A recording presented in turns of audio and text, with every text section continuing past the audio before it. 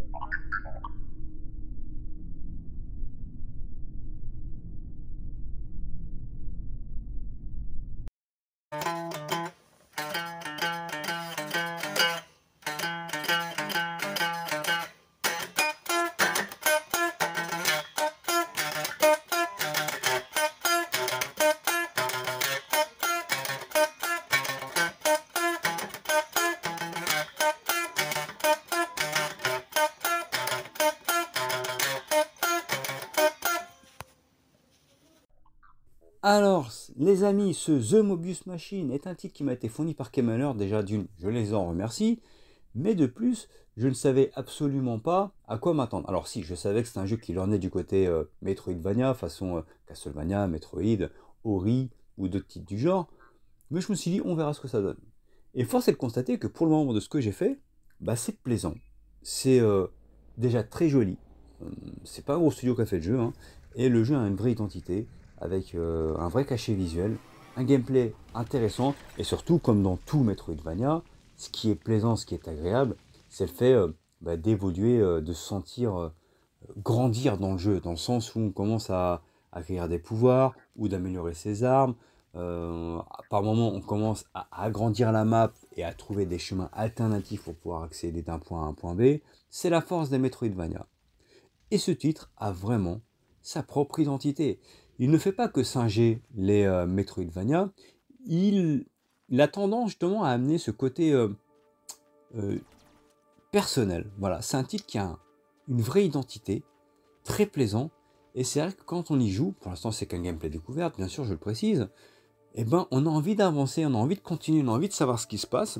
C'est un gameplay intuitif, qui se prend bien en main, absolument rien à dire, donc il remplit parfaitement le cahier des charges. Alors certes c'est un Metroidvania, il ne renouvelle pas le genre, mais ce qu'il le fait, il le fait bien. Et c'est déjà une bonne chose d'avoir un titre qui respecte le cahier des charges, tout en y apportant en fait sa propre identité, son propre gameplay, son propre background, parce que c'est un titre où on joue un astronaute en fait qui débarque sur une planète, et comme vous pouvez le voir sur la vidéo, c'est une planète en fait qu'on explore et qu'on découvre au fur et à mesure, mais qui a quand même ce côté très organique. Ça fait un peu un mélange, je sais pas, ces bestioles un peu à la fois Metroid, à la fois extraterrestre, mais à la fois il y a la faune et la flore en fait qui s'y mélangent, avec des phases de plateforme qui sont là aussi pour faire partie itinérante, enfin inhérente du gameplay, et avec ce